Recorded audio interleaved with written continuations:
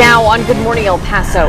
I think they're ignoring a major public health emergency.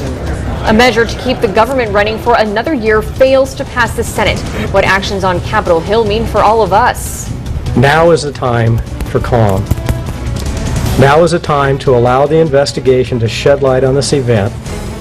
Police calling for peace after another deadly shooting of an unarmed man, this time in California. We'll have the very latest. And happening today, both candidates are back on the campaign trail as they focus on key battleground states just 40 days ahead of the election. Live, where news comes first. From the Mesilla Valley and Las Cruces to El Paso and the borderland. This is ABC 7's Good Morning El Paso. Rise and shine. A very good morning to you, El Paso, Las Cruces, and Juarez. I'm Stephanie Valle. And I'm Hillary Floren. Good morning, everyone. Let's go ahead and start things off by talking about the forecast. Yes, and it's a little bit better than it was yesterday in terms of temperatures. It really is, Stephanie. You still need a light jacket or a sweater if you're headed out right now because it is cool to start out the morning. Here's a look at your planner for El Paso and Las Cruces to get you started. Notice around the 8 o'clock hour we're in the 60s in El Paso, but still cool in Las Cruces at 55. By the 9 o'clock hour El Paso, we're at 61 degrees. But this is what it feels like outside. Alamogordo 55, 46 in Ruidoso, 57 out in Deming, 60 at the El Paso Airport, and 55 Guadalupe Pass. Clouds and radar showing us that we're off to a dry start, but we still have a chance for showers in the forecast this afternoon, just a slight chance. It looks like the heaviest rainfall will take place across western portions of the borderland. But coming up at 6:07 with your weather and traffic on the 7s, we have a look at your ABC 7 weather net side temperatures across southern New Mexico and the morning planner so you can get the kids ready for school. That's coming up. At 6. And now we may be just 3 days away from another potential government shutdown. Senate Democrats blocked a Republican bill to fund the government by a 45 to 55 vote. Democrats took issue with the proposed budget because it did not provide aid for the Flint, Michigan water crisis. But the bill did provide disaster relief to Louisiana and would have allocated money to fight the Zika virus. Democrats are going to oppose this bill because it pits victims of one crisis against victims of another. Republicans say the water issue in Flint will be handled in a separate water projects bill. That bill will be voted on later this year. Hillary Clinton will be joined by Bernie Sanders as she campaigns in New Hampshire today. And Donald Trump is holding rallies in the Midwest as he fends off allegations that he body shamed a former beauty queen. ABC's Ray Mundy has the latest. It's your voice, your vote. The aftershocks of the historic presidential debate continue. Both candidates hitting southern battleground states. In North Carolina, a victory lap for Hillary Clinton. Did anybody see that debate last night? He made it very clear that he didn't prepare for that debate. Both claiming victory, but Donald Trump complaining about a faulty microphone and unfair questions from the moderator. Almost every single poll had us winning the debate against crooked Hillary Clinton, big league. Wrong. That is absolutely wrong. Proved over and over again. Wrong. Both candidates hitting each other hard on the economy, foreign policy, and their experience to be president. Clinton threw the first jabs, slamming Trump for celebrating the housing crisis. What kind of person would want to root for 9 million families losing their homes? Trump firing back at a rally in Melbourne. She traveled all over the world, and you know what it got us? Nothing. A feisty Donald Trump last night after starting off the morning on the defense and doubling down on his treatment of former Miss Universe Alicia Machado on Fox News. She was the worst we ever had. She was the winner, and she gained a massive amount of weight, and it was a real problem. Machado, whose story was told during the debate, now a Clinton campaign supporter. He was really rude with me.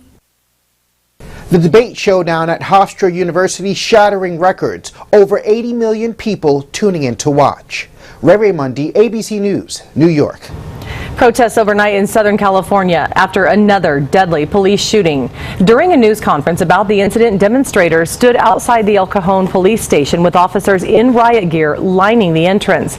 This is a photo released of the moments before the officers shot the black man yesterday. The police chief said he was not armed but had an object from his pocket pointed at officers as if in a shooting stance. The incident is still under investigation this morning and the officers are on administrative leave.